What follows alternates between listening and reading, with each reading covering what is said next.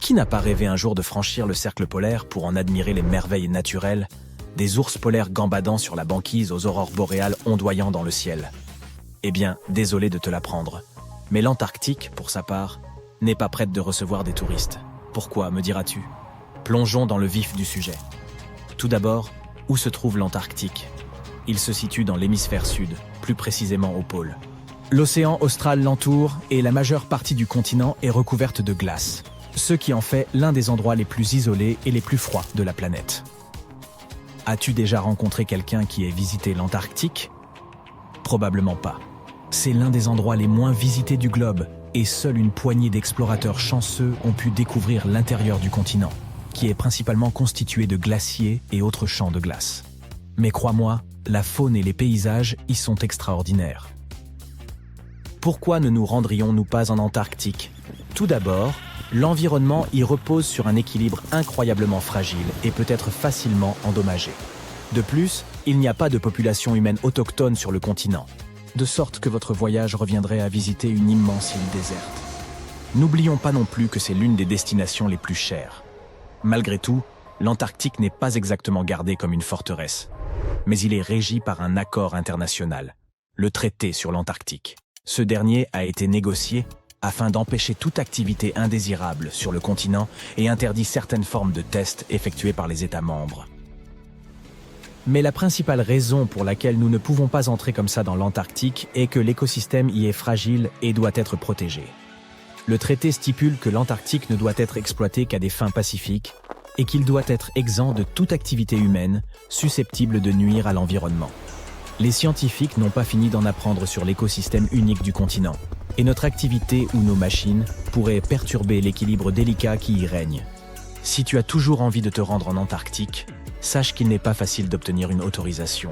Les citoyens américains, par exemple, doivent remplir un formulaire spécial et l'envoyer au Bureau des affaires océaniques et polaires. Une fois sur place, il leur faut respecter des règles strictes pour préserver l'environnement, comme ne pas perturber la faune ou emporter de souvenirs tels que des pierres, des plantes ou des animaux. Et techniquement, peut-on vivre en Antarctique? Bien qu'aucune loi n'interdise aux gens d'y résider à titre permanent, il s'agit d'un environnement très inhospitalier et inadapté à l'installation humaine. Les températures peuvent descendre à moins 60 degrés Celsius, voire encore plus bas, ce qui rend presque impossible la survie de quiconque sans l'équipement et l'expérience appropriée. De plus, la Terre la plus proche se trouve à plus de 1600 km, ce qui coupe complètement les habitants du reste du monde. Qui sait, peut-être aurons-nous un jour la chance de visiter ce continent unique et fascinant, mais en attendant, on se contentera de l'admirer de loin. Parlons maintenant un peu de la découverte de l'Antarctique. Contrairement à d'autres endroits déjà peuplés, l'Antarctique n'a jamais eu de population humaine autochtone. Les philosophes grecs de l'Antiquité avaient pourtant une notion de ce continent et l'ont baptisé Antarctos, qui signifie « en face de l'ours ». Les ours dont il est question ne sont pas les ours polaires, mais les constellations de la Grande et de la Petite Ourse, qui ne sont observables que dans l'hémisphère nord. Cette région est donc le contraire du pays de l'ours. À la fin du XVIIIe et au début du XIXe siècle, les navires de chasse à la baleine et aux phoques ont commencé à s'aventurer plus au sud lorsqu'ils doublaient le cap Horn, à l'extrémité de l'Amérique du Sud. On savait que pousser plus loin signifiait souvent des vents plus forts, mais aussi le risque de heurter des icebergs de toute taille. Sius courants imprévisibles pouvaient s'avérer dangereux pour le navire et l'équipage. Le capitaine James Cook aura été le premier à franchir le cercle polaire antarctique le 17 janvier 1773 dans la région de la mer de Ross. Il a atteint un point plus au sud un an plus tard, et bien qu'il n'ait pas vu la Terre, l'a approché de moins de 80 km et a aperçu des dépôts rocheux retenus par des icebergs, indiquant qu'il existait bien une Terre plus au sud. Il est généralement admis que la première observation de l'Antarctique a eu lieu en janvier 1820, lors du voyage de 2 navires commandés par le capitaine Fabian Gottlieb von Bellingshausen et CE, dans le cadre d'une expédition de 2 ans autour du monde à la recherche de nouvelles terres. Les navires du capitaine auraient été les premiers à avoir franchi le cercle antarctique depuis Cook. Le premier débarquement incontesté en Antarctique n'a eu lieu que bien plus tard, le 24 janvier 1895, au Cap Adar, lors d'une escale d'un baleinier commandé par Henrik Bull et judicieusement nommé Antarctique. Un petit canot avec 6, ou peut-être 7, hommes à bord s'est alors contenté de ramer jusqu'au rivage par temps calme. Tu ne le croiras peut-être pas, mais l'Antarctique est en fait un désert. Avec toute cette glace, on pourrait penser qu'il s'agit d'un paysage de conte de Noël, avec des batailles de boules de neige et du chocolat chaud toute la journée. Lorsqu'on pense à un désert, on imagine plutôt des chameaux, des cactus et des gens qui font des pieds et des mains pour trouver de l'eau. Mais en Antarctique, c'est une toute autre histoire. La difficulté n'est pas de trouver de l'eau, mais de trouver quelque chose qui ne soit pas recouvert de glace. Les précipitations moyennes y ont été d'un peu plus de 10 mm au cours des 30 dernières années. Ça ne représente que quelques gouttes de pluie par rapport aux averses que nous connaissons. Techniquement, ce ne sont donc pas les dunes ou la chaleur torride qui font un désert. C'est l'absence de précipitation. Mais ne t'inquiète pas, si tu te perds en Antarctique, tu n'auras pas à craindre d'avoir soif. Veille simplement à emporter une veste et des moufles, car il fait assez froid pour te transformer en sorbet. Non seulement l'Antarctique est l'un des endroits les plus secs de la planète, mais c'est aussi le plus froid, le plus venteux et l'un des plus élevés. Par ailleurs, les manchots et les chercheurs de l'Antarctique ont parfois bien du mal lorsqu'il s'agit de se repérer dans le temps. En effet, contrairement à ceux qui se passent sur le reste de cette grande planète bleue, il n'y a pas de fuseau horaire en Antarctique. Toutes les lignes de longitude se rejoignent en un seul point au pôle sud, ce qui complique quelque peu la tâche lorsqu'il s'agit de déterminer l'heure qu'il est vraiment. Tu te dis peut-être, mais comment les scientifiques et les chercheurs font-ils pour garder la notion du temps là-bas? Bonne question. Ils s'en tiennent généralement au fuseau horaire du pays d'où ils sont partis. Cependant, avec des stations du monde entier réparties sur le continent, les choses peuvent vite devenir un peu bizarres. Imagine que tu essayes de te coordonner avec les pays voisins sans les réveiller accidentellement au milieu de la nuit. On pourrait penser que peu de choses peuvent survivre dans un endroit où la température est aussi basse, où le soleil pointe à peine, et où le vent peut t'emporter aussi vite qu'un fétu de paille. Eh bien, comme dans de nombreux endroits sur Terre, la vie a également trouvé le moyen d'exister en Antarctique. Crois-le ou non, ce continent gelé est en pleine effervescence. Il abrite des milliards de krill, qui attirent à leur tour de nombreux phoques et plus de manchots qu'il n'est possible d'en compter. Mais ne te fie pas à leur apparence mignonne et câline. Les manchots sont des nageurs hors pair, dont le corps fuselé rendrait jaloux les plus grands médaillés olympiques. Ils se rendent sur le rivage pour se reproduire et se rafraîchir, mais leur véritable talent consiste à se chipper des cailloux entre eux et à former des cercles mathématiquement précis pour conserver leur chaleur. L'Antarctique abrite également la plus grande espèce de manchot sur Terre. Il s'agit du manchot empereur. Certes, ces oiseaux sont bien incapables de voler, mais cela ne signifie pas qu'ils ne savent pas sauter. À vrai dire, certains d'entre eux peuvent effectuer des bonds de 3 mètres hors de l'eau. Et n'oublions pas les phoques, avec leur corps poilu et leur chant mélodieux. Ces mammifères marins sont également protégés par le traité sur l'Antarctique et prospèrent dans les eaux fraîches de l'océan austral. Mais les véritables vedettes du spectacle sont les baleines. Pendant l'été antarctique, ces énormes créatures viennent en masse pour se repaître d'une abondance de krill. C'est un véritable buffet pour les baleines. En 2011, des chercheurs chiliens ont mis au jour en Antarctique un fossile singulier, évoquant un ballon de football écrasé.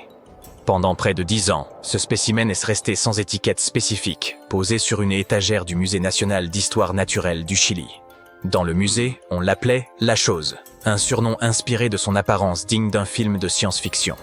Lorsqu'ils ont finalement pu analyser ce fossile énigmatique, les scientifiques ont découvert qu'il s'agissait en réalité d'un œuf géant à coquille molle, vieux d'environ 66 millions d'années. Cet œuf mesure plus de 28 cm de long pour 18 cm de large. À titre de comparaison, un œuf de poule standard excède à peine 6 cm, tandis qu'un œuf d'autruche avoisine les 15. Ainsi, La Chose s'est vue attribuer le titre de plus grand œuf à coquille molle jamais découvert et de deuxième plus grand œuf animal connu à ce jour.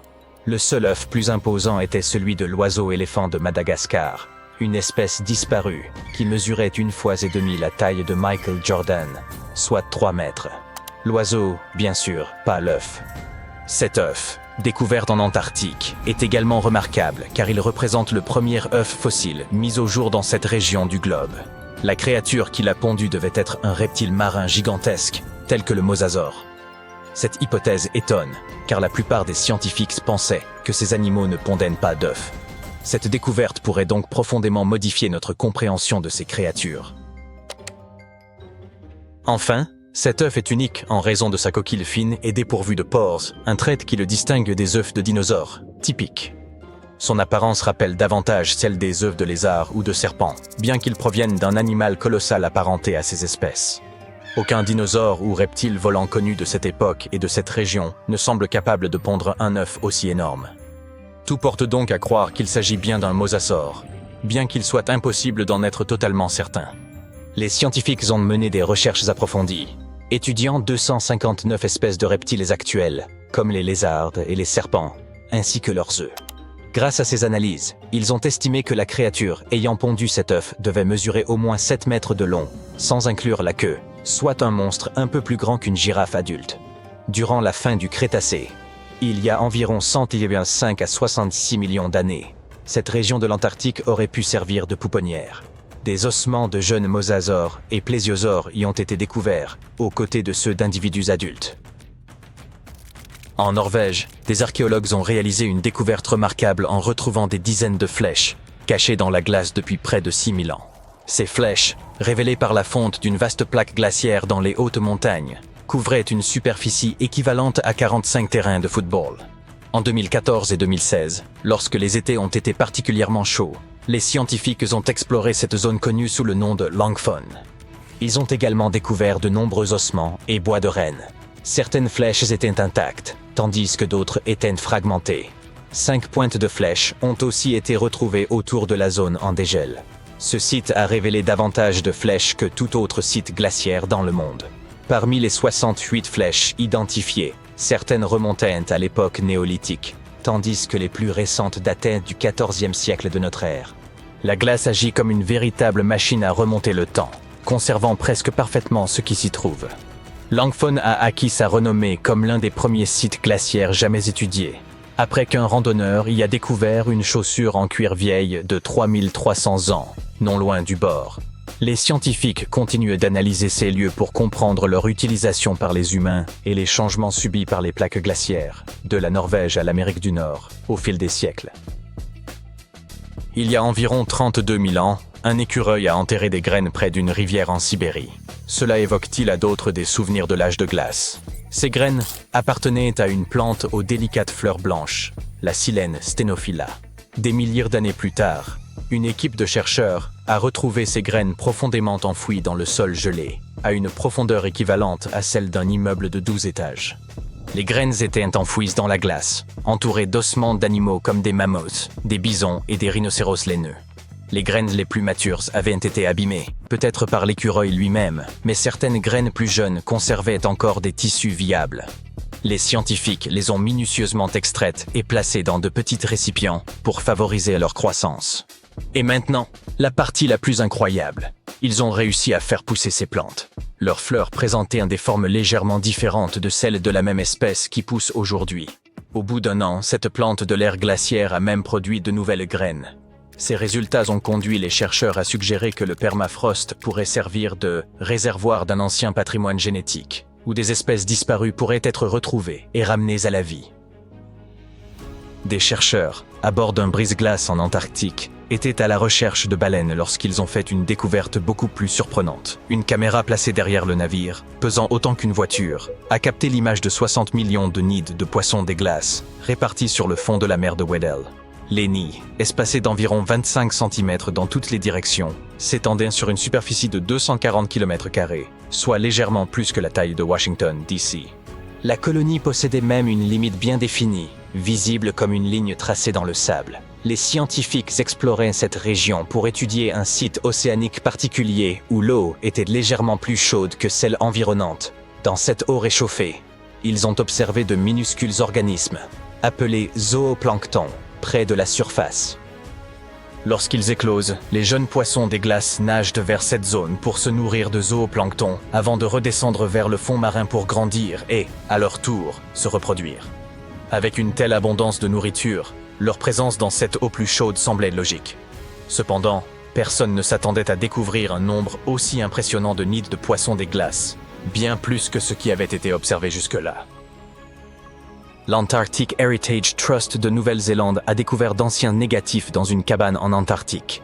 Ces clichés se sont avérés être des images rares de l'expédition du groupe de la mer de Ross, une tentative célèbre mais infructueuse menée par Ernest Shackleton entre 1914 et 1917.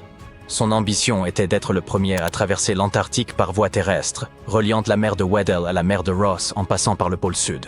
Cependant, l'expédition a pris une tournure désastreuse lorsque leur navire, l'Aurora, a été perdu en mer.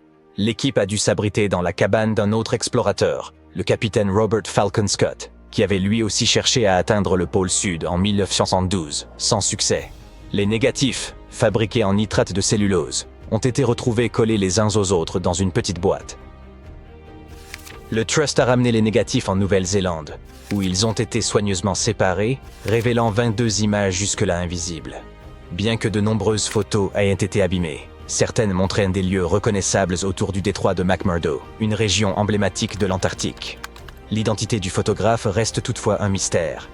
En décembre 2021, des chercheurs ont observé une marque inhabituelle sur la plateforme de glace de Larsen, une immense étendue glacée au large de la côte est de l'Antarctique. Ils ont supposé qu'il s'agissait d'une rivière souterraine et ont foré à près de 500 mètres pour vérifier. Bien qu'ils se soient attendus à trouver de l'eau, ils ont été surpris de découvrir qu'elle abritait de minuscules créatures rapides, appelées amphipodes. Les chercheurs ont également constaté que cette rivière souterraine comportait des courants en couches, se déplaçant dans des directions inattendues et encore mal comprises. Une autre découverte étonnante a marqué leur étude.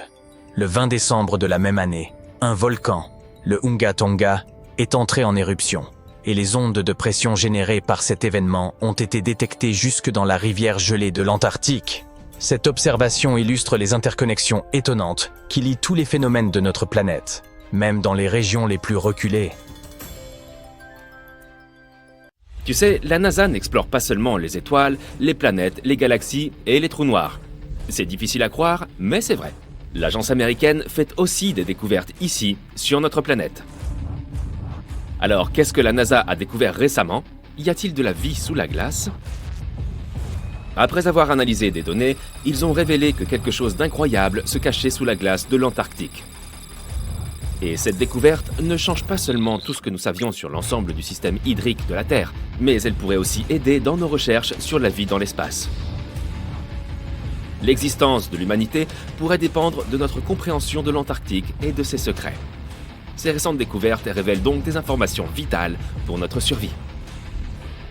Mais avant de continuer, voyons ce que tu sais de cet endroit où tout n'est que glace à perte de vue. L'Antarctique est l'un des 7 continents de la planète, situé dans l'hémisphère sud. C'est le 5e plus grand continent en termes de superficie totale. Cela signifie qu'il fait presque 2 fois la taille de l'Australie. Tu veux voir de vrais météorites? Va en Antarctique. Grâce à son climat sec, l'Antarctique est l'un des meilleurs endroits au monde pour observer l'espace. Mais ce qui est encore mieux, c'est que tu peux trouver des météorites dans la surface blanche du continent. Les scientifiques ont déjà extrait environ 45 000 météorites de la glace. Et ils pensent en avoir détecté au moins 300 000 autres. Comme il n'y a pas beaucoup de roches sur ce continent, il est assez facile pour eux de les repérer grâce à leur couleur sombre. L'environnement sec et désertique de l'Antarctique favorise aussi leur préservation, même celles qui sont tombées sur Terre il y a plus d'1 million d'années. Et peux-tu imaginer une activité volcanique en Antarctique? Difficilement. Pourtant, c'est bien l'endroit où le feu rencontre la glace. C'est en Antarctique occidentale que l'activité volcanique est la plus importante. Les scientifiques ont récemment découvert qu'il existe 138 volcans rien que dans cette partie du territoire. Eh oui! Tu crois probablement qu'il fait toujours très froid en Antarctique, mais non. Ces régions côtières peuvent atteindre une température de 10 degrés Celsius. Mais t'es-tu déjà demandé à quoi ressemblerait l'Antarctique s'il n'y avait pas de glace? Cela peut sembler inimaginable maintenant, mais ce continent n'a pas toujours été recouvert de glace. D'accord, c'était il y a 34 millions d'années. Donc jusqu'à présent, personne ne pouvait savoir à quoi ressemblerait sa surface sans la glace. Mais la NASA a remédié à cela. Ils ont créé des simulations informatiques et ont dressé la carte la plus précise du continent à ce jour. Et ce qu'ils y ont vu est incroyable. Le continent n'est pas du tout plat comme on le croyait auparavant. Il est plutôt bosselé avec des vallées, des plaines ondulées et de hautes montagnes.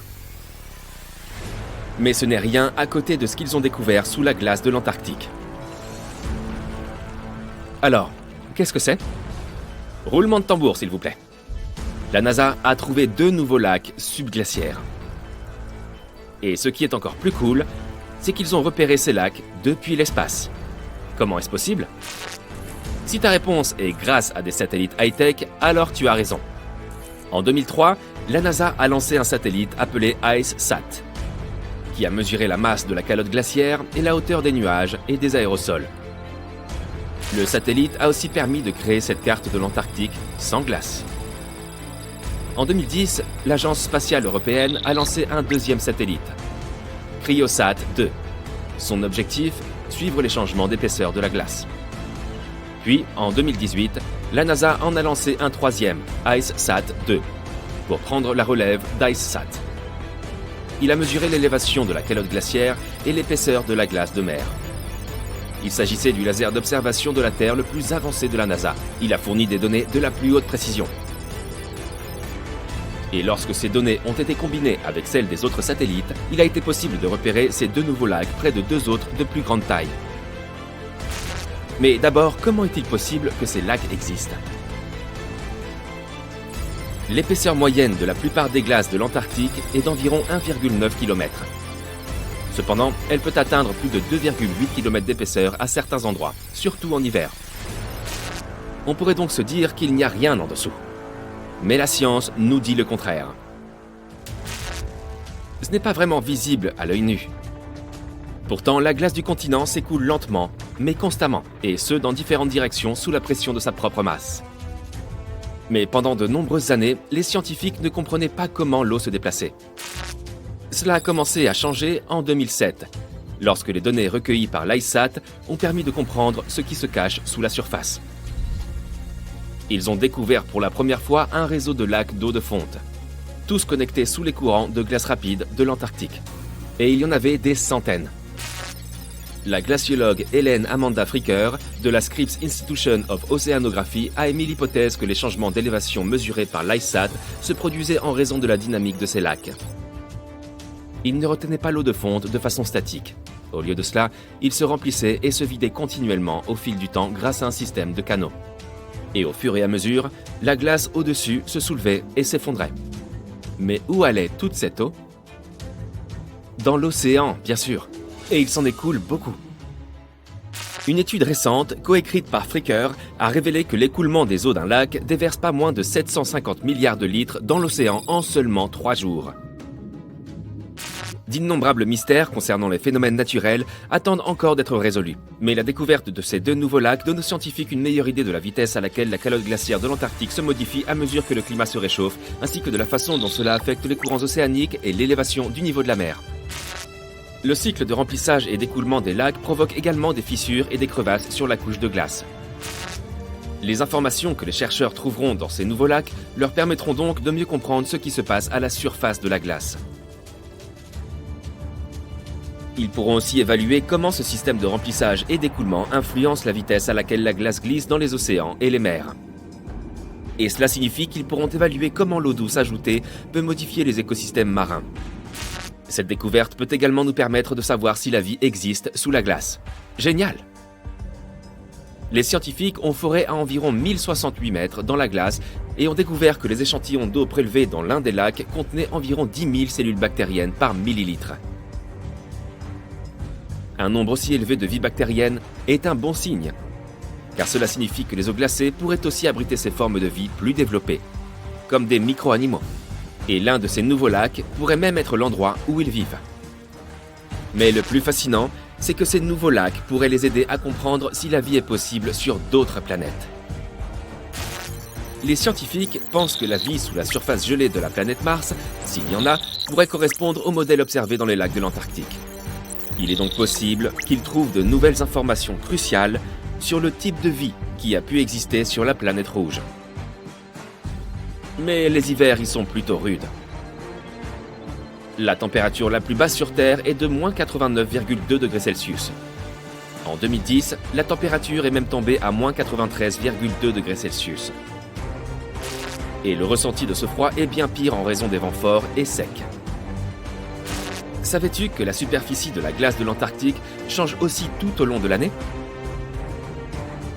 Elle fait environ 3 millions de kilomètres carrés en été.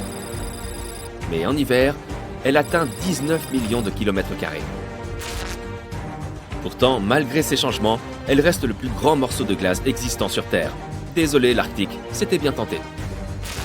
Tu as déjà vu des manchots? Eh bien, ces animaux sont les maîtres des lieux, car il n'y a pas de peuple indigène en Antarctique. C'est un no man's land, et aucun pays ne le possède. Sa véritable population est constituée de 5 espèces différentes de manchots, de phoques et d'orques.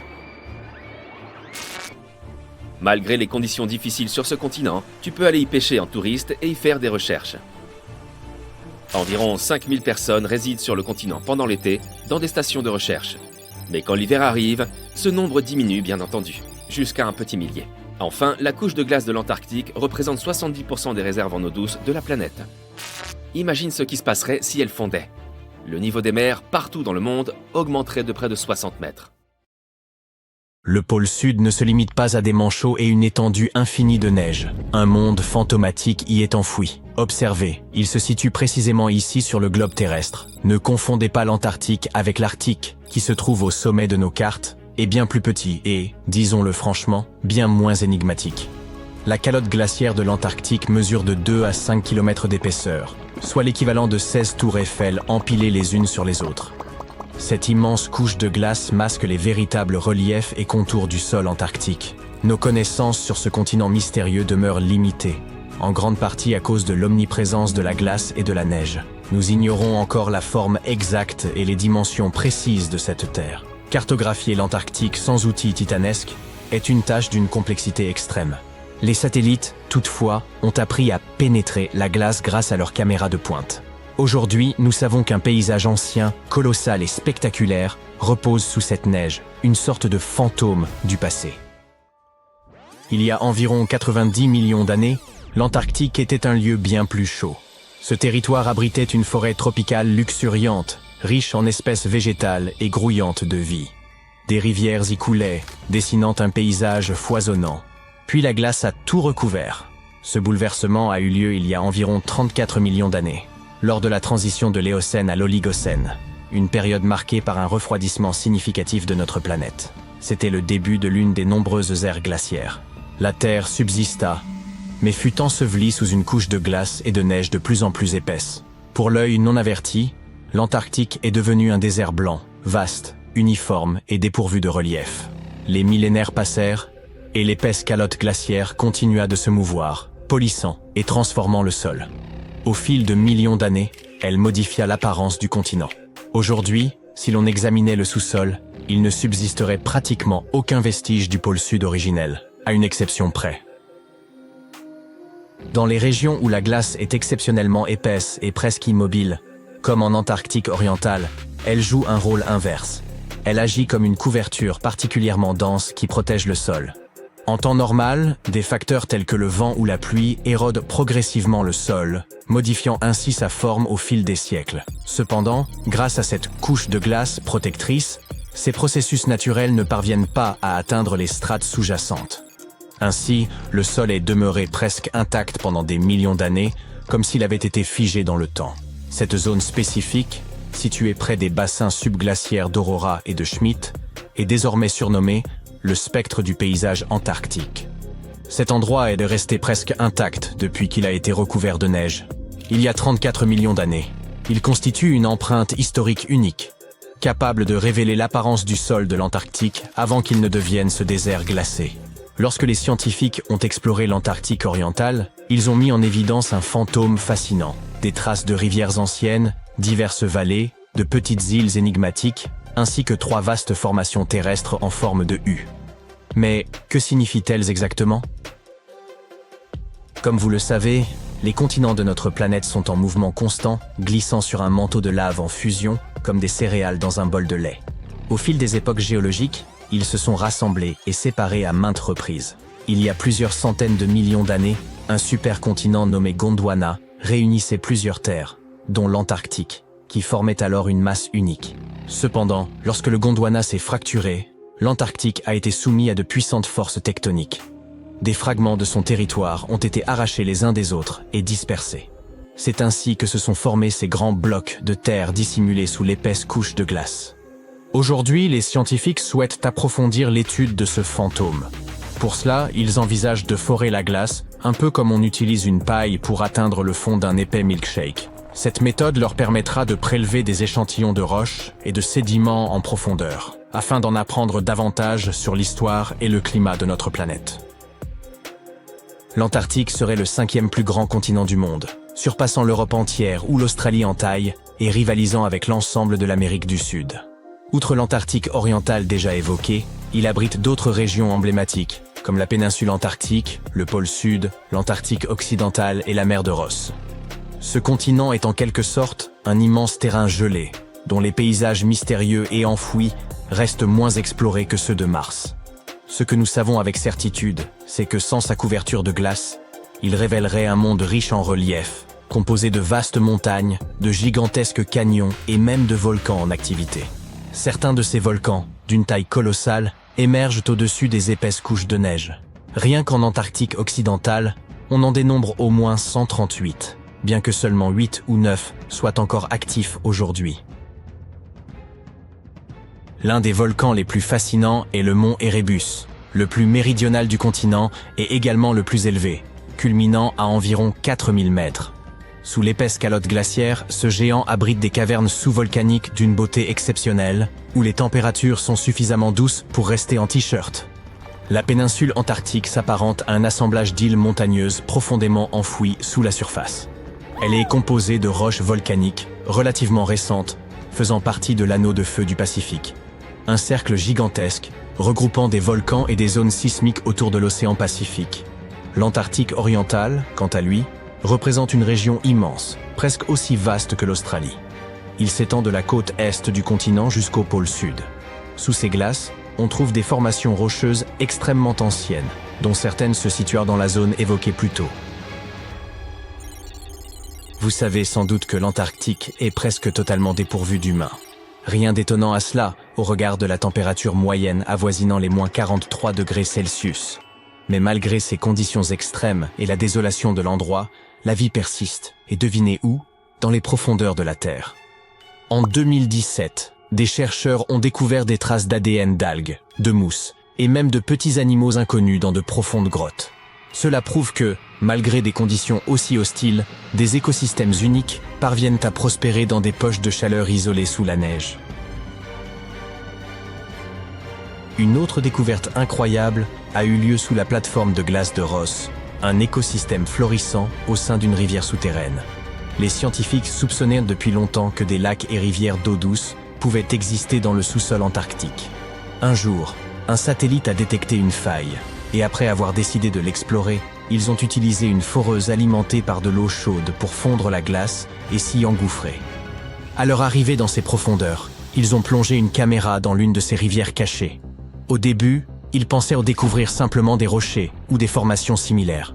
Mais au contraire, ils sont tombés sur des centaines d'amphipodes, de minuscules créatures ressemblant à des crevettes.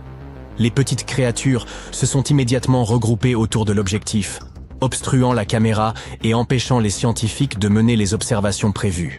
Cela peut prêter à sourire, mais confirme qu'il existe bel et bien un écosystème au cœur de l'Antarctique. Les chercheurs prévoient désormais de l'explorer en profondeur. Et tout cela n'est là que l'affleurement de ce mystérieux monde souterrain. Sous la neige, ce continent cache également le canyon le plus profond, situé sous le glacier Denman. Bien que la fosse des Mariannes demeure le point le plus profond du globe, il convient de préciser que, géologiquement, elle appartient à la croûte océanique. En 1958, des explorateurs ont mis à jour une vaste chaîne de montagnes enfouies sous la glace, comparable aux Alpes en termes d'altitude. Cette chaîne s'étend sur près de 1200 km, avec des sommets culminant à 2700 mètres d'altitude. Et cette splendeur est ensevelie sous des tonnes de glace. Qui sait ce que nous pourrions encore découvrir ici? L'Antarctique abrite environ 60% de l'eau douce de la planète. Cela signifie qu'une fonte totale de ces glaces aurait des conséquences dramatiques. À titre d'exemple, il existe un glacier apocalyptique, officiellement connu sous le nom de Glacier Thwaites. Ce gigantesque bloc de glace, de la taille de la Floride, est actuellement en train de fondre. Chaque année, cela contribue à une élévation des niveaux marins de 4%. Si ce glacier venait à fondre complètement, le niveau des océans augmenterait de 60 cm. Une hausse qui peut sembler modeste, mais qui serait dévastatrice pour les régions côtières du monde entier. Heureusement, les chercheurs ont constaté que même si sa plateforme glaciaire venait à se désintégrer dans les 50 prochaines années, le glacier lui-même ne disparaîtrait pas aussi vite qu'il le redoutait. Bien qu'il perde encore de la glace à un rythme soutenu, ce processus resterait assez lent. Le monstre du Loch Ness ne vient en réalité pas d'Écosse. Il s'avère que cette créature réelle vivait dans les eaux glaciales de l'Antarctique il y a environ 70 millions d'années. En 2019, des chercheurs ont découvert des fossiles d'un énorme reptile marin préhistorique qui ressemble énormément à la bête que les gens ont fini par surnommer Nessie. Cet animal était terrifiant, mesurait jusqu'à 11 mètres de long et avait un cou immense semblable à celui d'une girafe. Et il pesait environ 15 tonnes, ce qui équivaut au poids de 3 éléphants. Poursuivons notre liste d'animaux gigantesques avec un pingouin. Je sais, les pingouins n'ont pas vraiment la réputation d'être grands, mais des scientifiques viennent de découvrir ce qu'ils pensent être le plus grand pingouin ayant jamais vécu, le Kumimanu fordisei. On pense que ces oiseaux géants erraient près de la Nouvelle-Zélande il y a environ 55 millions d'années et qu'ils étaient énormes, pesant plus de 150 kilos. Cela représente environ 5 fois la taille des manchots empereurs, que l'on considère aujourd'hui comme les plus grands parmi cette famille d'oiseaux. Passons maintenant des plus gros aux plus petits. Voici B. Manfred Schmidti, un grand singe ayant vécu il y a environ 12 millions d'années dans ce qui est aujourd'hui l'Allemagne. Cette créature est très spéciale, car c'est le plus petit grand singe jamais découvert. Et quand je dis petit, je veux vraiment petit. Cet ancien animal ne pesait pas plus de 10 kilos, à peu près la taille d'un chat très bien nourri. Si vous pensez que les petites créatures ne sont pas effrayantes, attendez de voir cette tarentule bleue électrique. Cette nouvelle espèce découverte dans les mangroves de Thaïlande a vraiment l'air d'arriver d'une autre planète. Sa teinte éclatante ne provient pas d'un pigment. Elle a en réalité pour cause la structure unique de ses poils, qui reflète la lumière bleue et lui donne cette apparence d'extraterrestre. Plongeons encore plus loin à présent dans les profondeurs glaciales et noires comme la poix. À environ 610 mètres de profondeur dans la mer d'Andaman, des scientifiques ont découvert une nouvelle espèce de requin fantôme, qu'ils ont nommé Chimaera supapae. Il a l'air tout droit sorti d'un film d'horreur. Un corps lisse et pâle, des nageoires qui semblent serties de plumes et de grands yeux effrayants. Ces requins fantômes ne sont en réalité pas des requins. Ils y sont seulement apparentés, s'étant séparés de leurs cousins il y a environ 400 millions d'années. La bonne nouvelle, c'est qu'ils ne dépassent qu'à peine la taille d'une boîte à chaussures. Vous disiez peut-être qu'on avait fait le tour des créatures étranges? Eh bien voici un ancien amphibien du Brésil, scientifiquement connu sous le nom de Carosei. Cette créature géante nouvellement découverte, qui ressemble à un crocodile, vivait pendant la période du Trias, il y a donc plus de 240 millions d'années. Mesurant près de 3 mètres de long, elle possédait une mâchoire puissante, semblable à celle de l'alligator moderne. Cette bête était une vraie survivante. Elle s'était adaptée aux conditions les plus extrêmes que la planète ait jamais connues. L'année dernière, des scientifiques observaient la dense forêt amazonienne de nuit lorsqu'ils sont tombés sur de curieuses araignées oranges qui avaient l'air d'être chaussées de bottes noires. L'équipe a rapidement compris qu'il s'agissait d'un nouveau type d'araignée crabe, mais non, elles ne ressemblent pas du tout à des crabes. Elles ont simplement reçu ce nom parce que, perchées sur des plantes, ces araignées étendent leurs pattes latéralement, comme des crabes. Saviez-vous que certaines nouvelles espèces portent le nom de célébrités? Par exemple, l'icône hollywoodienne Harrison Ford a maintenant son propre serpent. Découverte au Pérou, l'espèce T. harrisonfordi rend hommage à l'acteur célèbre pour son rôle d'Indiana Jones, un archéologue connu pour sa peur notoire des serpents. Mais contrairement aux vilains serpents des films en question, cette nouvelle espèce est assez modeste en taille, mesurant environ 40 cm de long. Nous avons également le Rhampholeon princeai, une petite, nouvelle espèce de caméléon pygmée originaire de Tanzanie, qui a été nommé en l'honneur du rappeur et poète américain Prince Ea. Il a reçu cet honneur en raison de son travail de sensibilisation aux enjeux environnementaux mondiaux. Un autre homonyme célèbre est un serpent mangeur d'escargots que l'on trouve dans la végétation des forêts du Panama. S. Irmelin DiCaprioae, hommage à notre Léo préféré, mesure environ 38 cm de long et passe ses nuits sur les feuilles de palmier à la recherche d'escargots et de limaces. Ses yeux ronds ressemblent à des braises incandescentes et peuvent être un peu effrayants, mais dans l'ensemble, c'est plutôt une créature tranquille. Même lorsqu'elle se sent menacée, elle ne mord pas. Elle s'enroule simplement sur elle-même et dégage une très mauvaise odeur. Maintenant, quelque chose d'un peu plus sinistre. Venomius Tom Hardy.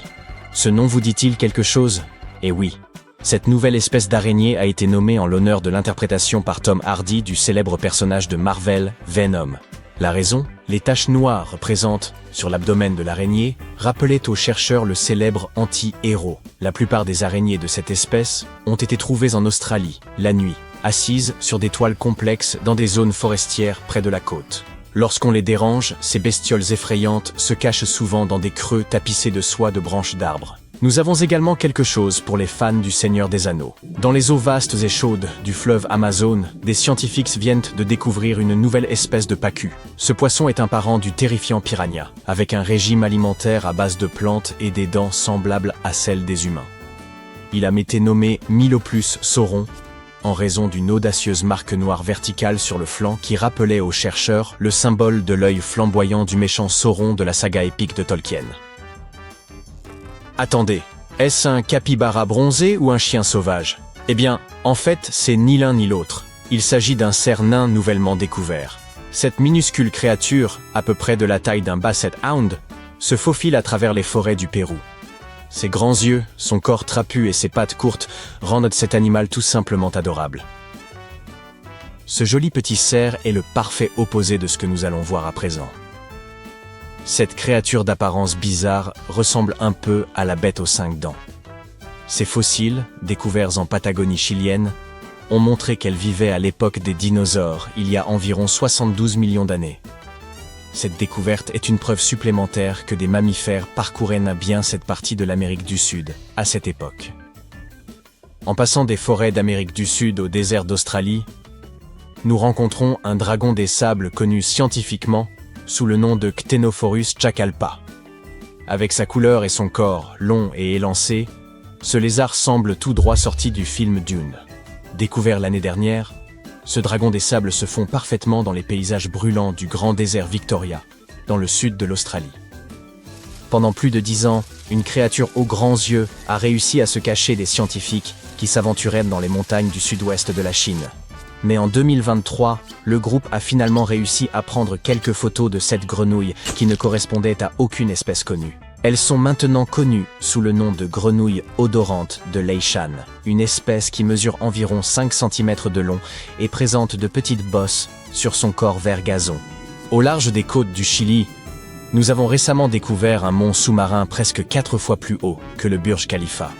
Les montagnes sous-marines abritent généralement de magnifiques formes de vie, des jardins d'éponges et des coraux anciens. Mais ce mont sous-marin chilien cachait également un type rare de calmar doté de longs tentacules ressemblant à des nouilles, ce qui lui donne un peu l'apparence d'une assiette de spaghettis sous-marine. Avec ses tentacules, cette étrange créature peut mesurer jusqu'à 40 mètres de long. Récemment, des scientifiques plongeaient dans les eaux froides de la péninsule antarctique lorsqu'ils ont cru tomber sur un dragon à écailles ordinaires. Mais cette créature avait quelque chose d'inhabituel. Il s'est avéré que ce poisson avait 2 rayures verticales plus foncées le long de son corps élancé. C'est alors qu'ils ont réalisé qu'ils étaient en train de regarder une nouvelle espèce, l'Acharotaxis gouldae. Passons maintenant du très bizarre au super mignon. En 2017, des habitants faisaient bien de la plongée près de l'île de Kyum au Japon, lorsqu'ils ont découvert le Clavellina ossipandae. Cette étrangeté des abysses a rapidement conquis le cœur des gens grâce à son apparence. Ces taches noires ressemblent aux yeux et aux oreilles d'un panda, même s'il faut avoir beaucoup d'imagination. Cette créature filtre l'eau pour attraper sa nourriture et nous rappelle une nouvelle fois que l'océan regorge de merveilles. Contemplez ces vastes forêts de conifères et cette toundra verdoyante. Un véritable enchantement. Vous pourriez facilement croire qu'il s'agit du Canada, mais détrompez-vous. Nous parlons ici de l'Antarctique, tel qu'il existait il y a 34 millions d'années. Alors, comment ce lieu est-il devenu le désert glacé que nous connaissons aujourd'hui? Il apparaît qu'une combinaison de la chute des concentrations en dioxyde de carbone et d'importants bouleversements tectoniques a profondément transformé cet ancien paradis exempt de glace en un continent gelé. Il y a environ 50 millions d'années, les niveaux de CO2 atteignaient des sommets impressionnants, oscillant entre 1000 et 2000 parties par million. Toutefois, à mesure que ces concentrations ont diminué, les températures mondiales ont suivi, ouvrant ainsi la voie à la formation des vastes calottes glaciaires qui dominent aujourd'hui l'Antarctique. Pendant que les niveaux de CO2 s'effondraient, l'activité tectonique jouait également son rôle. La séparation progressive entre l'Amérique du Sud et l'Antarctique a donné naissance au passage de Drake, facilitant la formation du courant circumpolaire antarctique. Ce courant puissant a agi comme une barrière, empêchant l'air chaud et les courants océaniques de pénétrer cette région et contribuant à maintenir un climat particulièrement froid. Si vous confondez l'Australie et l'Antarctique, ce n'est pas si absurde, ces deux continents formaient autrefois une seule masse terrestre. En revanche, confondre l'Autriche avec l'Australie est bien plus problématique. Et pour couper court aux rumeurs et blagues d'Internet, non, il n'existe pas en Autriche de service d'assistance destiné à ceux qui pensaient se rendre en Australie. Admirez cette splendide plage rose australienne. Elle n'est pas seulement belle, elle est littéralement précieuse. Ces sables intrigants aux teintes rosées se composent en fait de grenat, une pierre précieuse couramment utilisée en joaillerie. Après avoir analysé ce sable, les géologues ont découvert que les grenats qu'il contenait étaient le plus anciens que les montagnes environnantes. Cela semble paradoxal.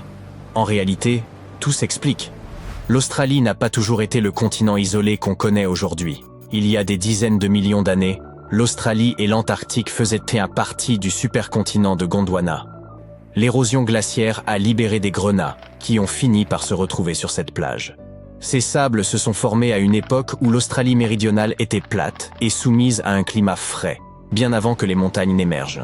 Si la plupart des grenats sont habituellement emportés, ceux-ci ont une riche histoire, remontant aux roches glaciaires de la chaîne transantarctique. En somme, ce sable rose provient d'une ancienne chaîne de montagnes enfouie sous les glaces de l'Antarctique. Non seulement la glace de l'Antarctique renferme des pierres précieuses comme le grenat, mais en y regardant de plus près, vous pourriez même découvrir des bâtiments entiers. Cela peut paraître insensé, mais c'est précisément ce qu'a réalisé un explorateur britannique du nom de Chris Brown, qui a mis au jour une structure entière sous la glace. Lors d'une expédition vers le pôle d'inaccessibilité, tout avait pourtant mal commencé. Chris et son fils ont subi une panne d'avion. C'est alors qu'ils ont repéré un buste de Lénine émergeant de la neige. Cet endroit s'est révélé être une ancienne station météorologique. Malgré les températures glaciales, Chris et son fils Mika ont pris grand plaisir à explorer cet endroit unique. Chris s'est fixé un objectif audacieux, conquérir les 7 pôles d'inaccessibilité terrestre. Jusqu'à présent, il en a déjà atteint 5. Vous savez probablement déjà que l'Antarctique est le plus vaste désert de la planète, bien plus étendu que le Sahara ou le Gobi. Pourtant, en dépit de son extrême aridité, ce continent abrite une cascade pour le moins étrange. Située dans les vallées sèches de McMurdo, cette chute d'eau, haute de 5 étages, donne l'impression de déverser de l'hémoglobine. Ce phénomène fascinant porte d'ailleurs un nom évocateur, les chutes de sang. Bien que cette cascade cramoisie puisse sembler étrange, voire inquiétante, son origine s'explique facilement. L'eau qui alimente ce phénomène était à l'origine un lac salé, mais elle a été progressivement isolée du monde extérieur par la formation de glaciers.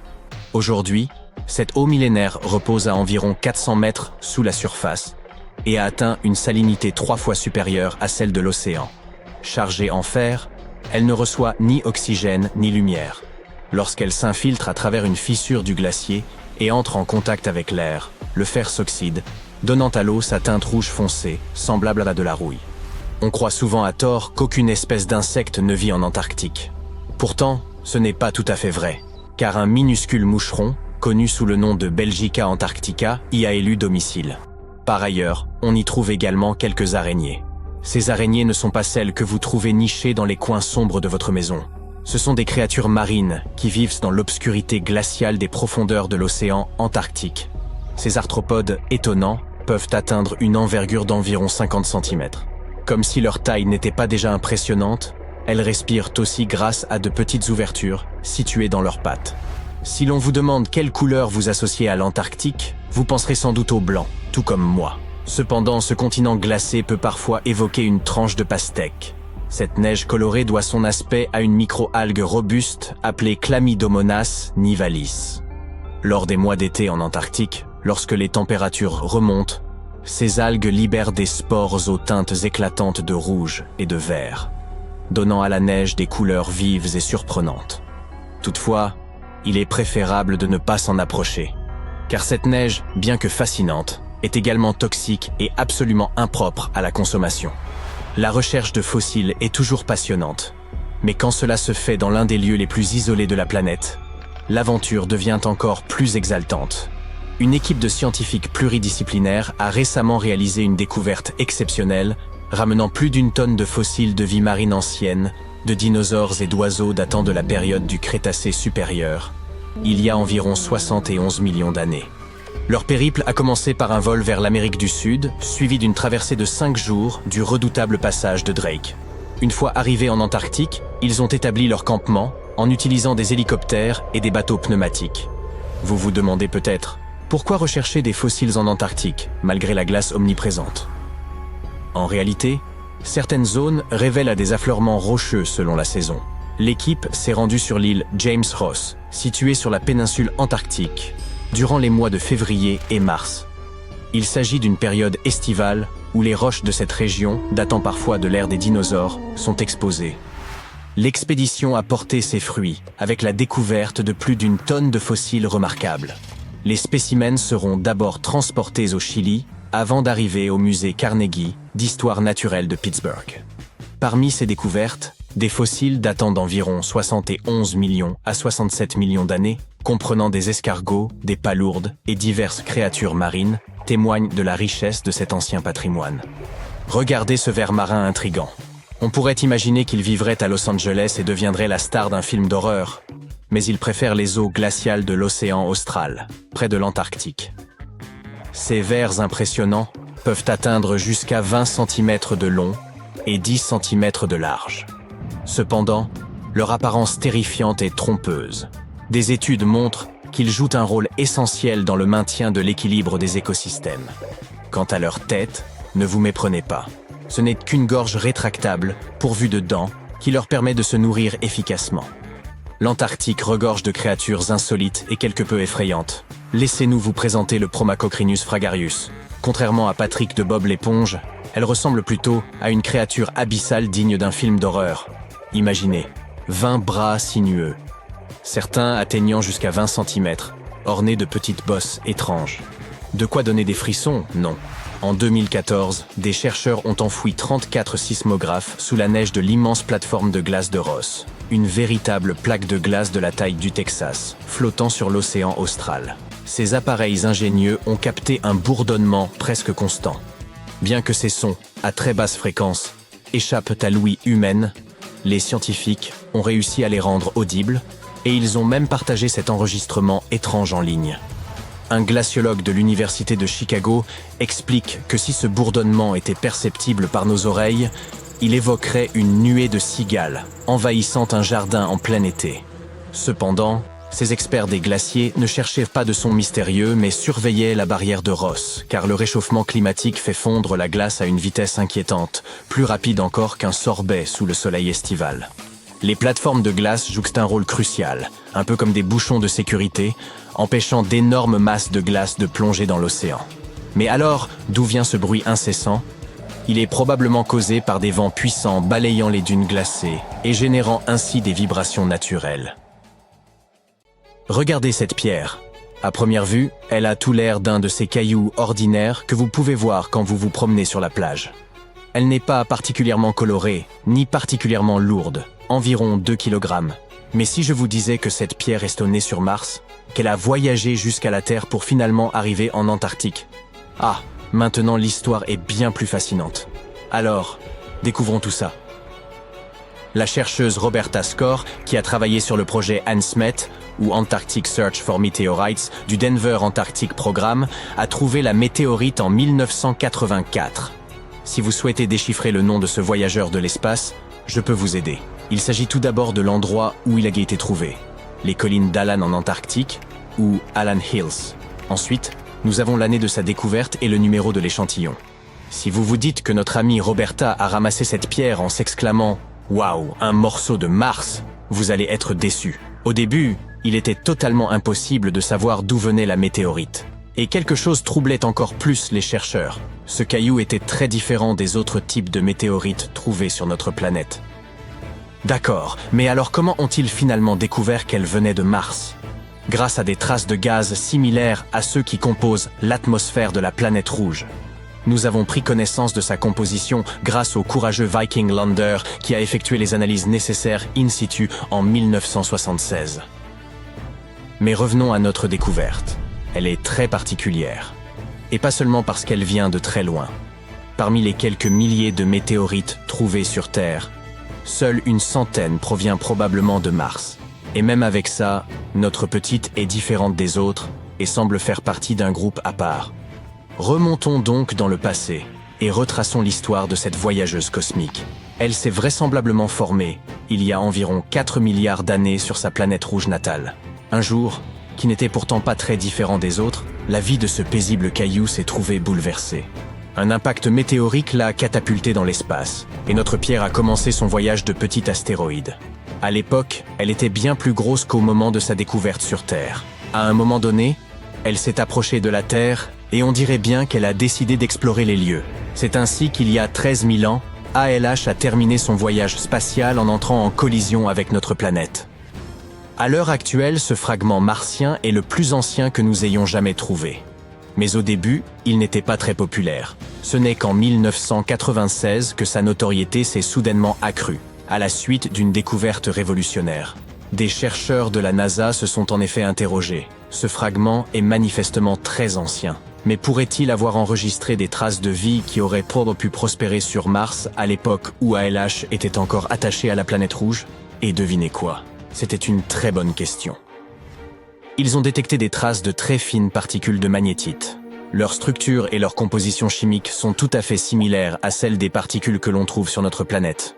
On appelle ça des magnétofossiles, et ce sont des bactéries magnétotactiques qui les produisent. Cela pourrait donc signifier qu'il y a eu, à un moment donné, des formes de vie sur Mars. En avril 2020, des scientifiques de l'agence spatiale japonaise ont fait une autre découverte. Ils ont détecté dans notre météorite de l'azote contenant des matières organiques d'origine martienne. Alors, qui sait quel nouveau secret étonnant un examen plus approfondi de la météorite pourrait nous révéler? Pour l'heure, il ne vous reste plus qu'à vous rendre en Antarctique et vous mettre à creuser.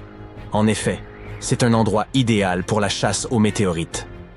Nous avons trouvé près de 50 000 météorites en Antarctique et des centaines de milliers attendent encore d'être découvertes. Chacune de ces roches spatiales peut nous raconter une histoire sur l'évolution du système solaire.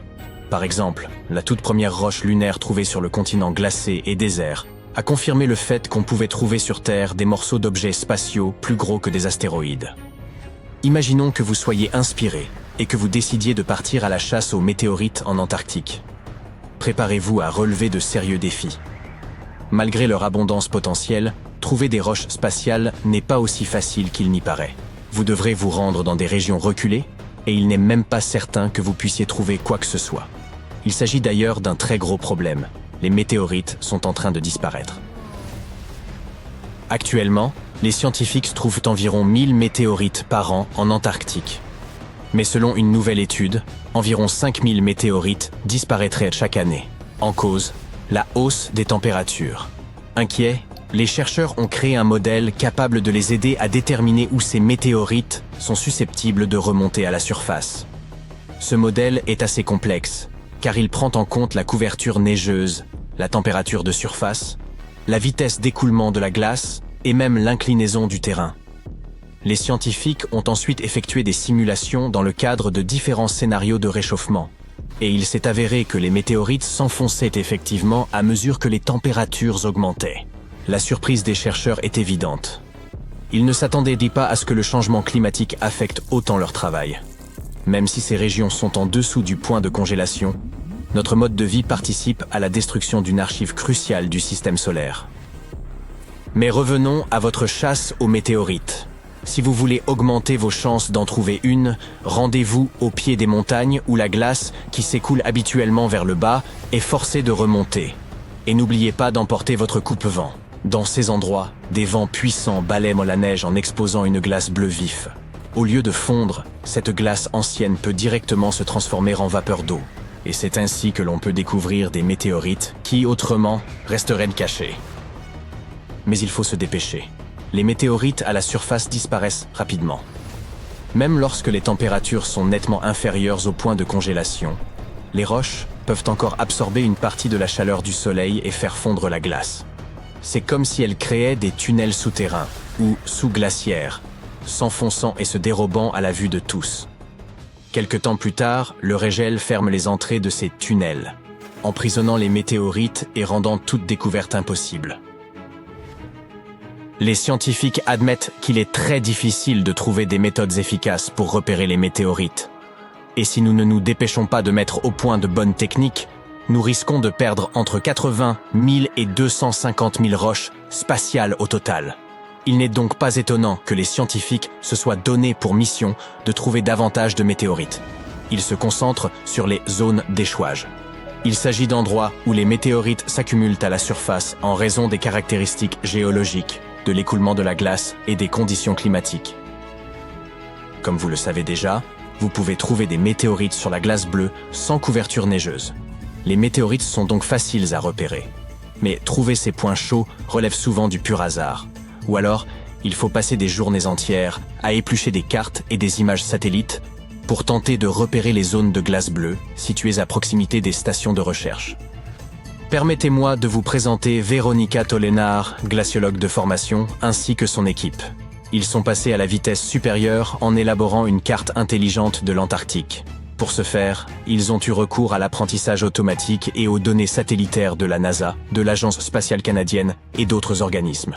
Cette carte met en évidence les zones où des météorites pourraient se cacher, sur la base de découvertes antérieures et de toutes sortes de données relatives au climat et à la glace. Apparemment, les meilleurs endroits pour trouver des météorites se trouvent aux abords du continent et près des montagnes recouvertes de glace bleue. Malheureusement, il n'y a pas que la glace bleue qui compte. La température et la vitesse d'écoulement de la glace sont également très importantes. Par exemple, si la glace s'écoule trop rapidement, les météorites sont emportées avant de pouvoir s'accumuler. Si vous voulez trouver une météorite, il vous faut donc des conditions très précises. La température de surface doit rester inférieure à moins 9 degrés Celsius presque tout le temps. Sinon, les météorites coulent. Vous pouvez commencer à chercher près des collines d'Alan. Oui, c'est là que notre amie ALH a été découverte. Cette région est une sorte de mine d'or pour les météorites, avec plus de 1000 découvertes. Mais il y a des endroits encore plus prometteurs, comme les montagnes de Fimbulaimen, où personne n'a encore fait de recherche. Vous serez peut-être le premier.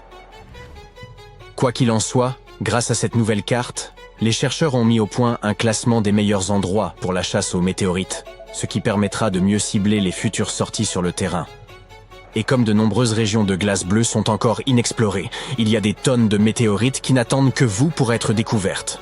Alors, qu'attendez-vous ?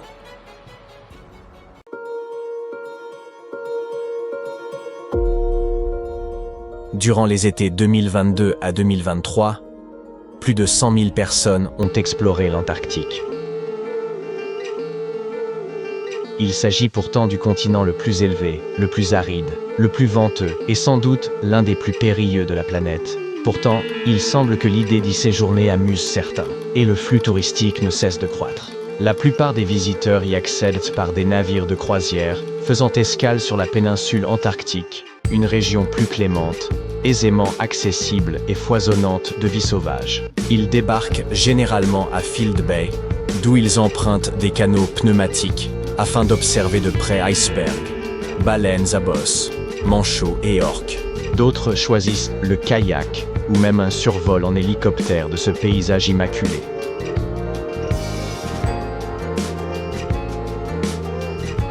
Pour les amateurs de sensations plus intenses, une activité bien plus extrême gagne en popularité, le parachutisme. Toutefois, vous feriez mieux d'y réfléchir à 2 fois avant de vous y risquer. Seuls les plus téméraires peuvent s'offrir l'expérience unique d'une chute libre au-dessus du 6e continent. Mais rares sont ceux qui auront un jour l'occasion de tenter un tel saut. Même les entreprises spécialisées avertissent que cette activité est strictement réservée aux parachutistes chevronnés. Car, même pour les plus aguerris, cette aventure exaltante peut, en un instant, virer au cauchemar.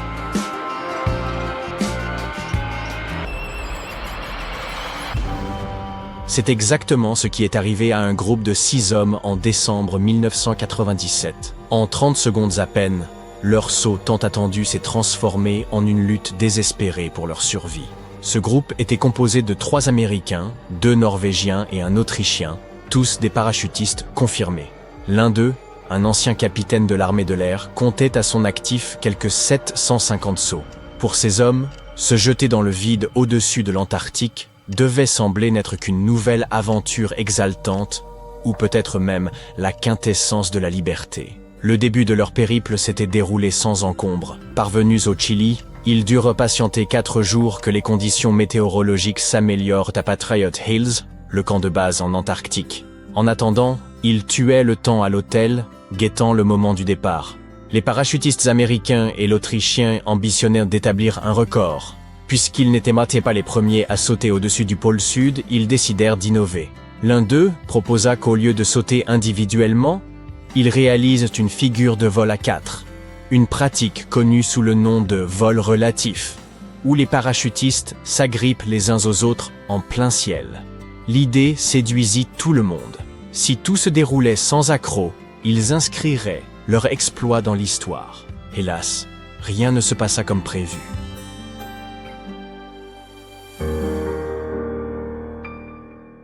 Le 3 décembre, ils prirent enfin leur envol vers l'Antarctique et s'installèrent au camp de Patriot Hills, où des tentes aux teintes éclatantes se détachaient sur le massif des monts Ellsworth. Bien que l'on fût en été, les températures avoisinaient tout de même les -10 degrés, un froid moins extrême qu'on pourrait l'imaginer. Bien que peu de choses les aient liés au départ, ils se lièrent rapidement d'amitié.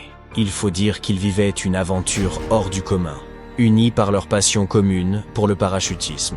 En attendant leur vol, ils s'équipèrent et inspectèrent leur matériel à au moins 4 reprises. Puis vint l'instant décisif.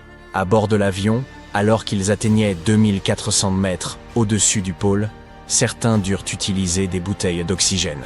À cette altitude, c'est inhabituel pour des parachutistes, mais l'Antarctique impose ses propres règles. Le sol antarctique se trouvant déjà à plus de 2800 mètres au-dessus du niveau de la mer, cela signifiait qu'ils évoluaient en réalité à plus de 5200 mètres, une altitude où l'air se raréfie dangereusement.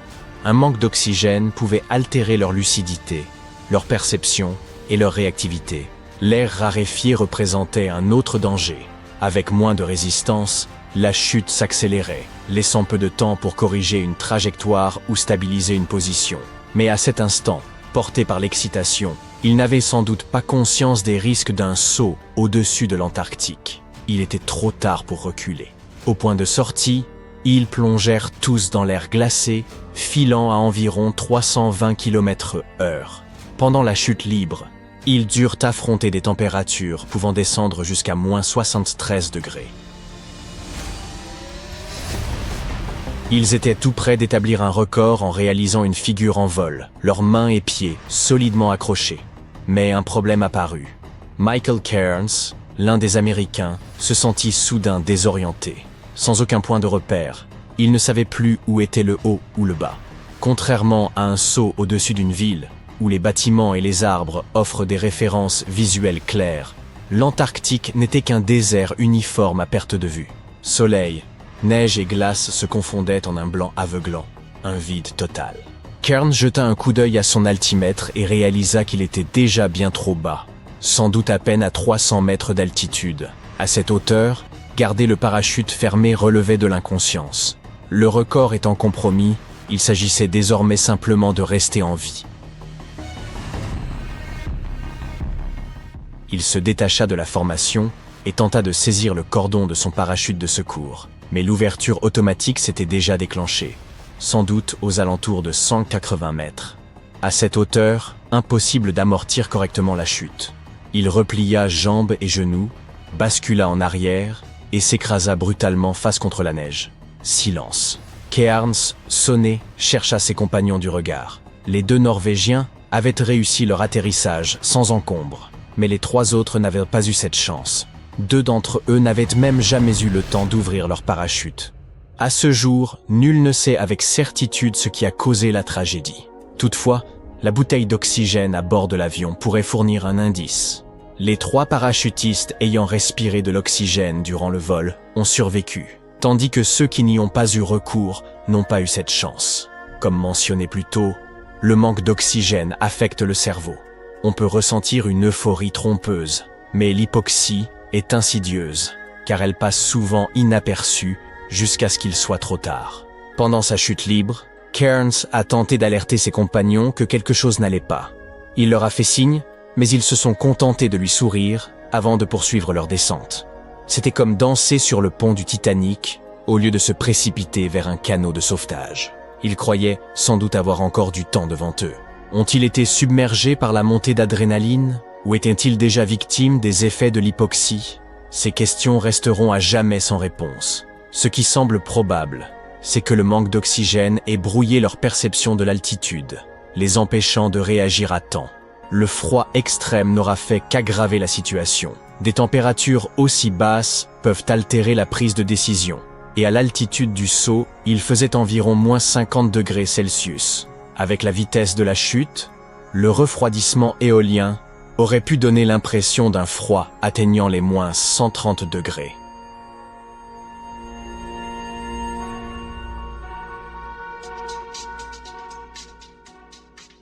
Malgré la tragédie, toutes les expéditions extrêmes en Antarctique ne se terminent pas en désastre. En 2018, Heather Swan est devenue la première femme à survoler les montagnes glacées du continent en wingsuit. Accompagnée de son mari, elle a bravé le froid polaire et rassemblé tout son courage avant de s'élancer depuis 3700 mètres d'altitude. Ils ont survolé le glacier Union, un campement niché dans la terre d'Ellsworth, atteignant une vitesse vertigineuse de 180 km/h. Mais, une fois de plus, il convient de souligner que seuls des experts aguerris peuvent accomplir un tel exploit. Dans le cas de Swan, il lui aura fallu pas moins de 18 années d'entraînement pour être prête à s'élancer en wingsuit en Antarctique. Si vous avez suivi jusqu'ici, vous êtes sans doute persuadé que sauter en parachute en Antarctique n'est peut-être pas l'idée la plus judicieuse. Mais qu'en est-il d'une simple visite en tant que touriste? La question divise. Ceux qui ont eu la chance de s'y rendre évoquent une expérience indescriptible. Certains affirment même qu'il y a quelque chose de profondément apaisant à se retrouver dans un lieu aussi reculé, comme si l'on explorait l'espace tout en restant sur Terre. Mais paradoxalement, ceux qui y sont allés sont aussi les premiers à vouloir en limiter l'accès. Certains suggèrent d'admirer l'Antarctique à distance, car un afflux de visiteurs risquerait d'endommager son fragile écosystème. En 2023, la couverture de glace marine a diminué sans interruption pendant 6 mois. Face à cela, les experts estiment que l'Antarctique ne devrait sans doute pas figurer sur votre liste des destinations à voir avant de mourir. En réalité, elle ne devrait figurer sur la liste de personne.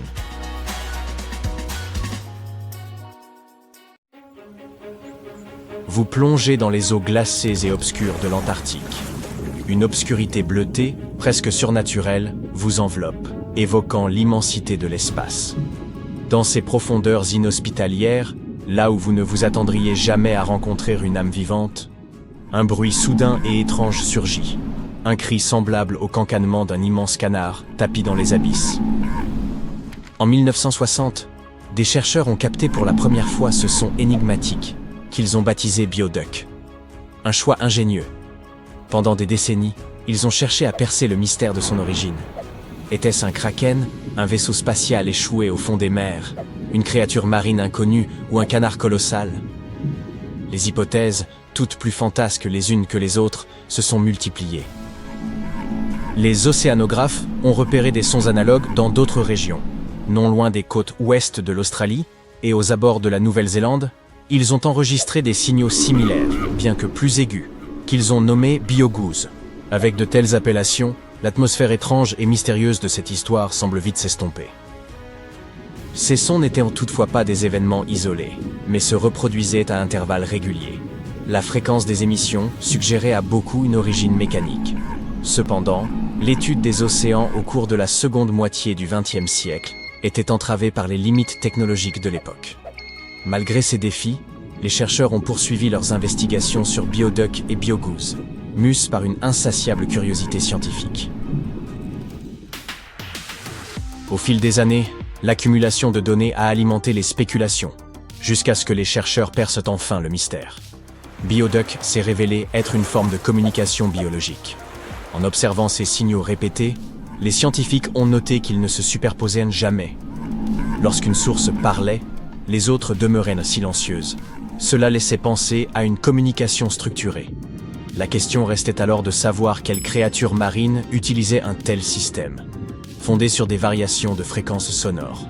La réponse, comme certains l'avaient deviné, était les baleines.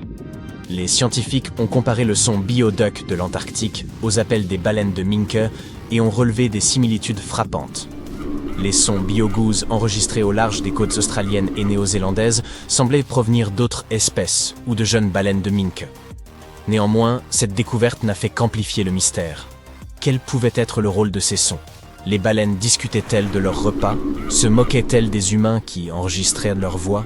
Ou échangeaient-elles des réflexions philosophiques sur l'univers ? Les possibilités étaient infinies, mais la révélation la plus fascinante était l'idée que l'humanité pourrait, un jour, communiquer avec ces créatures majestueuses. Communiquer avec les baleines n'est plus une utopie. Des chercheurs de l'Université de Californie ont déjà établi un contact avec une baleine à bosse nommée Twain. Lors d'une expérience novatrice, ils ont réussi à entretenir une conversation de 20 minutes avec ce mammifère marin. Voici les étapes qu'ils ont suivies. Les spécialistes ont entrepris une expédition sur les côtes de l'Alaska, où ils ont capté les sons d'un groupe de baleines à bosse. Ils ont ensuite diffusé ces enregistrements via des haut-parleurs dans l'océan. Les sons s'apparentaient à une sorte de salutation, un équivalent de « Salut, ça va ?» dans le langage des baleines. Ces échanges sont généralement utilisés par les baleines pour s'appeler ou indiquer leur position. Peu après avoir émis les signaux, les chercheurs ont reçu une réponse. Twain s'est rapproché du bateau, l'a contourné et a répliqué avec un « salut » à sa manière. Ce fut le début de la première véritable conversation entre une baleine et des humains. Pendant 20 minutes, les chercheurs ont transmis 36 signaux à Twain, et elle a répondu à chaque fois. Elle respectait même des intervalles avant de répondre. Concrètement, l'équipe attendait 10 secondes après chaque réponse avant d'envoyer un nouveau signal. Il semble que Twain était une interlocutrice particulièrement attentive. Était-elle une jante dame des océans? Qui sait? Ou peut-être était-elle simplement intriguée par cette interaction inhabituelle. Les signaux utilisés provenaient d'un groupe de baleines auquel appartenait Twain. Il est probable que les chercheurs aient utilisé les propres enregistrements de Twain pour communiquer avec elle. D'une certaine manière, Twain conversait avec elle-même. Poursuivons notre périple et plongeons dans la fosse océanique la plus profonde du globe, la fosse des Mariannes. Ce gouffre immense, situé au sud du Japon, s'étend sur plus de 2400 km et atteint une profondeur vertigineuse de près de 11 000 mètres à son point le plus bas. Pour vous donner une idée de cette échelle, la hauteur du Burj Khalifa, le gratte-ciel le plus haut du monde, représente à peine un dixième de cette profondeur. Imaginez maintenant ceci. Dans cette obscurité abyssale, des chercheurs ont capté un son singulier.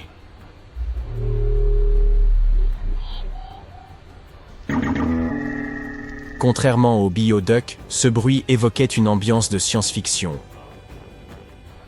Avec un grondement sourd suivi d'un ping métallique, semblable au bruit des vaisseaux spatiaux dans les films. Les scientifiques ont baptisé ce phénomène mystérieux les sons de Biotwang. Ce son insolite a été détecté pour la première fois en 2014 lors d'une étude acoustique menée dans la fosse des Mariannes. Les chercheurs ont rapidement localisé son origine, les baleines, plus précisément les rorquals de bride. Grâce à l'intelligence artificielle, ils ont analysé près de 200 000 heures d'enregistrements marins et ont identifié des correspondances avec un groupe de ces rorquals. Comme de nombreuses espèces animales, ces baleines utilisent des sons pour communiquer. Mais devinez ce qu'on a également découvert au fond de la fosse des Mariannes? Une bouteille en plastique. Inutile d'accuser un kraken, une baleine ou une créature mythique quelconque. Cette bouteille est, sans surprise, le fruit de l'activité humaine. Mais ce sujet mérite une vidéo à part entière. Passons maintenant à un autre son intrigant. Cette fois, il ne s'agit pas de baleines, mais d'un bruit mystérieux enregistré dans le coin le plus isolé de la planète. Ce site porte le nom de Point Nemo, et sa solitude est légendaire. Niché dans l'océan Pacifique Sud, Point Nemo est l'endroit le plus éloigné de toute Terre, l'île la plus proche se trouvant à 2700 km. Peu importe la direction, cette distance reste à peu près la même. En outre, cet isolement est accentué par l'absence presque totale de vie marine, car les courants marins, et donc les nutriments, ils sont extrêmement rares. En quelque sorte, le Point Nemo est un véritable désert aquatique. Ainsi, en 1997, des océanographes ont capté un son étrange et angoissant provenant des profondeurs aux abords du Point Nemo.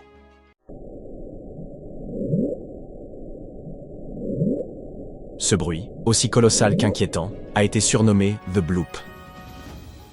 Lorsque les journalistes ont pris connaissance du phénomène, des théories extravagantes ont vu le jour à travers le monde.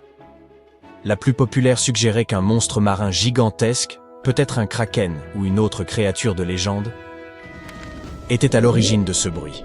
Cependant, l'engouement pour le bloop n'a pas duré, car les scientifiques ont fini par en élucider la cause. Il s'est avéré que l'origine du bloop était un iceberg. Lorsque ces masses de glace se fissurent et s'effondrent, elles produisent des sons à très basse fréquence, pouvant être détectés à de grandes distances.